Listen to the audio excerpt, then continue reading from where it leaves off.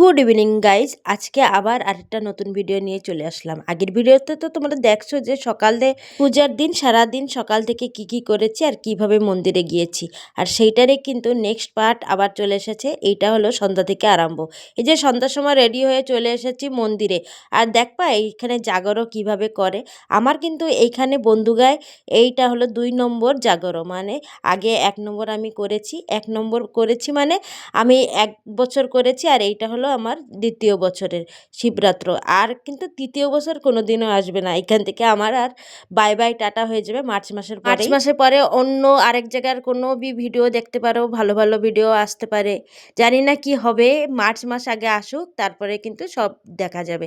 দেখো গাইজ, এই যে অনেক লোক পুজো দিচ্ছে সারাদিন উপাস থেকে, আর আমরা তো আগেই পুজো দিয়ে দিয়েছি সকালবেলা, তোমাদের সাথে সেটা শেয়ার করেছি। আর এইখানে জাগরো এইভাবে করে, সবাই কিন্তু এক জায়গা বসে দীপ জ্বালিয়ে ঠাকুরের প্রার্থনা করে। এইখানের কিন্তু এইটাই নিয়ম, আর যেই জায়গার যা নিয়ম সেইখানে কিন্তু সেরকমই পালে। দেখো এইখানের নিয়ম হলো মহাপ্রদীপ উপরে না ওঠানি পর্যন্ত কিন্তু সন্ধ্যা থেকে সবাই দীপ জ্বালিয়ে বসে থাকবে আর ঠাকুরের নাম কীর্তন গান করবে। মহাপ্রদীপ উপরে উঠানির কিন্তু এক একটা টাইম আছে, সেই তিথি বা টাইমের ভিতরেই কিন্তু উঠায়। তাই আজকের টাইম ছিল হলো তোমার রাত্র 11টার পরে কিন্তু উঠানি লাগবে। তাই 11টা অবধি কী করবো, টাইম এক্সপেন্স করার জন্য একপাশে এসে ফটো তুলছি। আর মেয়েদের তো জানো, ফটো না উঠলে কিন্তু হজমই হয় না কিছু।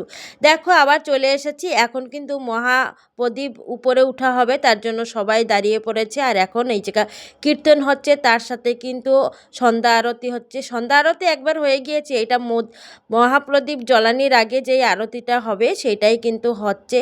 দেখো সবাইকে আমি একটু দেখাতে পারছি, সেটাই কিন্তু অনেক বড় কথা। কারণ এইখানে না অনেক লোক থাকে, সবাই আর ভিডিওতে আসতে চায় না, আর সবাই ভিডিও করলে ভালোবাসে না।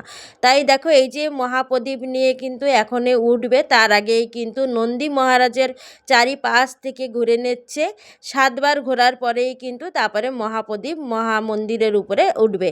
তাই দেখো তোমাদের সাথে দেখাচ্ছি। আর জানো তো এইখানে মানে অনেক নিয়ম আছে। আর আমি যখন ভুবনেশ্বর ছিলাম তখনও কিন্তু সবাই জাগর করতো সারা রাত্র ধরে, আমিও কিন্তু একবার তাদের সাথে ছিলাম। আর আমাদের নিয়ম কি জানো তো, আমরা তো বাঙালি, জানি না সব জায়গায় কী নিয়ম, কিন্তু আমাদের গ্রামের ওইখানে নিয়ম হলো তোমার প্রহরে প্রহরে জল ঢালা। একটা প্রহরে জল, আরেকটা প্রহরে দুধ, আরেকটা প্রহরে মধু, এইভাবেই কিন্তু পুজো হয়। আর এক একটা জায়গায় এক এক রকম নিয়ম। দেখো মহাদীপ নিয়ে কিন্তু উপরে উঠে গিয়েছে, এখন কিন্তু এইখানে ভালো করে পুজো দেবে, তারপরেই মহাদীপটা লাগিয়ে তলে নেমে যাবে। তাহলে চলো দেখি মহাদীপ জ্বালানি।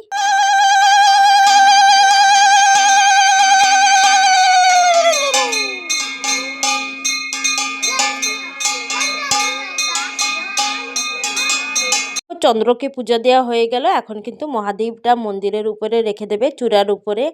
আর আজকের আমাদের এখানে নিয়মের পুজো কেমন লাগলো অবশ্যই কিন্তু কমেন্ট করে জানিও। আমার কিন্তু খুব ভালো লাগছে, এখানের নিয়ম বেশি কষ্ট নাই। আর তোমাদের কেমন লাগছে?